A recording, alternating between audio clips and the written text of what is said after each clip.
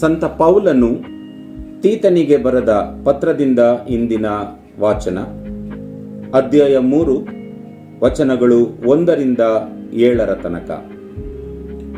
ಪ್ರಿಯನೇ, ಆಳುವವರಿಗೂ ಅಧಿಕಾರಿಗೂ ಕ್ರೈಸ್ತ ವಿಶ್ವಾಸಿಗಳು ವಿಧೇಯರಾಗಿ ನಡೆದುಕೊಳ್ಳಬೇಕೆಂದು ಜ್ಞಾಪಕಪಡಿಸು. ಎಲ್ಲ ಸತ್ಕಾರ್ಯಗಳನ್ನು ಕೈಗೊಳ್ಳಲು ಅವರು ಸಿದ್ಧರಿರಬೇಕು. ಅವರು ಯಾರನ್ನು ದೋಷಿಸದೆ, ಯಾರೊಡನೆಯೂ ಜಗಳವಾಡದೆ, ಸಾಧು ಗುಣದಿಂದ ಎಲ್ಲರೊಡನೆ ಸೌಜನ್ಯದಿಂದ ನಡೆದುಕೊಳ್ಳಲಿ. ಹೀಗೆ ನಾವು ಅವಿವೇಕಿಗಳು, ಅವಿಧೇಯರು ಆಗಿ ದಾರಿ ತಪ್ಪಿ ಹೋಗಿದ್ದೆವು. ಅನೇಕ ಪ್ರಲೋಭನೆಗಳಿಗೂ ದುರಿಚ್ಛೆಗಳಿಗೂ ಗುಲಾಮರಾಗಿದ್ದೆವು. ದುಷ್ಟತನ ಹಾಗೂ ಮತ್ಸರಗಳಲ್ಲಿ ಕಾಲ ಕಳೆಯುತ್ತಾ ಅಸಹ್ಯರು, ಪರಸ್ಪರ ದ್ವೇಷಿಗಳು ಆಗಿದ್ದೆವು. ಹೀಗಿರುವಾಗ ಜಗದ್ರಕ್ಷಕರಾದ ದೇವರ ದಯೆಯು, ಅವರ ಜನಪ್ರೇಮವು ಪ್ರಕಟವಾದವು. ಆಗ ಅವರೇ ನಮ್ಮನ್ನು ಉದ್ಧರಿಸಿದರು. ನಮ್ಮ ಸ್ವಂತ ಪುಣ್ಯ ಕಾರ್ಯಗಳು ನಮಗೆ ಈ ಉದ್ಧಾರವನ್ನು ತರಲಿಲ್ಲ.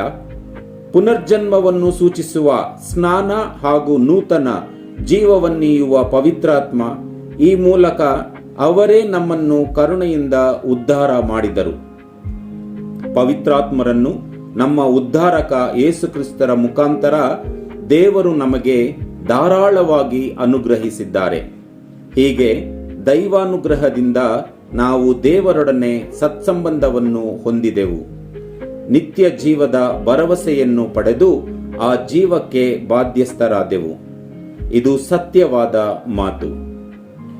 ಪ್ರಭುವಿನ ವಾಕ್ಯ. ದೇವರಿಗೆ ಕೃತಜ್ಞತೆ ಸಲ್ಲಲಿ. ಕೀರ್ತನೆ ಶ್ಲೋಕ.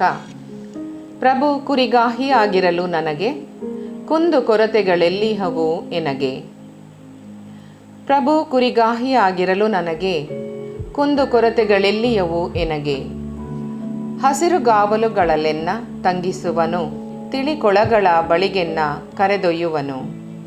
ನನ್ನ ಪ್ರಾಣವನಾತ ಪುನಶ್ಚೇತನಗೊಳಿಸುವನು. ಶ್ಲೋಕ.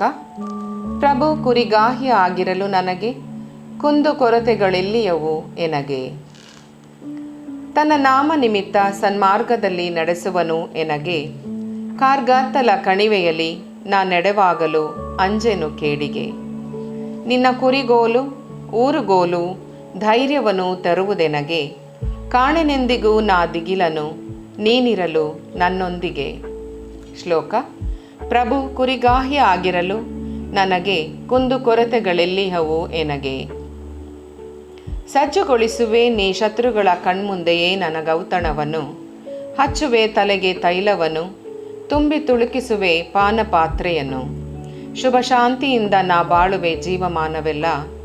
ದೇವ ಮಂದಿರದಲ್ಲಿ ವಾಸಿಸುವೆ ನಾ ಚಿರಕಾಲವೆಲ್ಲ. ಶ್ಲೋಕ. ಪ್ರಭು ಕುರಿಗಾಹಿ ಆಗಿರಲು ನನಗೆ, ಕುಂದು ಕೊರತೆಗಳೆಲ್ಲಿಹವು ಎನಗೆ. ಘೋಷಣೆ. Hallelujah, hallelujah. ನಿನ್ನ ಮಾರ್ಗವನ್ನು ಪ್ರಭು ನನಗೆ ತೋರಿಸು. ನೀನೊಪ್ಪುವ ಪಥದಲ್ಲಿ ನಾ ನಡೆಯ ಕಲಿಸು. ಹಲ್ಲೆಲೂಯಾ. ಸಂತ ಲೂಕರು ಬರೆದ ಪವಿತ್ರ ಶುಭ ಸಂದೇಶದಿಂದ ವಾಚನ, ಅಧ್ಯಾಯ 17, ವಚನಗಳು 11-19. ಆ ಕಾಲದಲ್ಲಿ ಯೇಸು ಜೆರುಸಲೇಮಿಗೆ ಪ್ರಯಾಣ ಮಾಡುತ್ತಾ ಸಮಾರಿಯ ಹಾಗೂ ಗಲಿಲೆಯ ಗಡಿಗಳ ನಡುವೆ ಹಾದು ಹೋಗುತ್ತಿದ್ದರು. ಒಂದು ಗ್ರಾಮವನ್ನು ಸಮೀಪಿಸಿದಾಗ ಕುಷ್ಠರೋಗದಿಂದ ನರಳುತ್ತಿದ್ದ 10 ಮಂದಿ ಅವರಿಗೆ ಎದುರಾಗಿ ಬಂದರು. ದೂರದಲ್ಲಿ ನಿಂತು, ಯೇಸುವೆ, ಗುರುವೇ, ನಮ್ಮ ಮೇಲೆ ಕರುಣೆ ಇಡಿ ಎಂದು ಕೂಗಿ ಕೇಳಿಕೊಂಡರು. ಯೇಸು ಅವರನ್ನು ನೋಡಿ, ನೀವು ಯಾಜಕರ ಬಳಿಗೆ ಹೋಗಿರಿ, ಅವರು ನಿಮ್ಮನ್ನು ಪರೀಕ್ಷಿಸಲಿ ಎಂದರು. ಅಂತೆಯೇ ಅವರು ದಾರಿಯಲ್ಲಿ ಹೋಗುತ್ತಿರುವಾಗಲೇ ಗುಣ ಹೊಂದಿದರು. ಅವರಲ್ಲಿ ಒಬ್ಬನು ತಾನು ಗುಣ ಹೊಂದಿದ್ದನ್ನು ಕಂಡು ಹರ್ಷೋದ್ಗಾರದಿಂದ ದೇವರನ್ನು ಸ್ತುತಿಸುತ್ತಾ ಹಿಂದಿರುಗಿ ಬಂದನು. ಯೇಸುವಿನ ಪಾದಕ್ಕೆ ಸಾಷ್ಟಾಂಗವೆರಗಿ ಕೃತಜ್ಞತೆಯನ್ನು ಸಲ್ಲಿಸಿದನು. ಇವನು ಸಮಾರ್ಯದವನು. ಆಗ ಯೇಸು, 10 ಮಂದಿ ಗುಣ ಹೊಂದಿದರಲ್ಲವೇ, ಮಿಕ್ಕ 9 ಮಂದಿ ಎಲ್ಲಿ? ದೇವರನ್ನು ಸ್ತುತಿಸುವುದಕ್ಕೆ ಈ ಹೊರನಾಡಿನವನ ಹೊರತು ಬೇರಾರೂ ಬರಲಿಲ್ಲವೇ ಎಂದರು. ಅನಂತರ ಆ ಸಮಾರ್ಯದವನಿಗೆ, ಎದ್ದು ಹೋಗು, ನಿನ್ನ ವಿಶ್ವಾಸವೇ ನಿನ್ನನ್ನು ಸ್ವಸ್ಥಪಡಿಸಿದೆ ಎಂದು ಹೇಳಿದರು.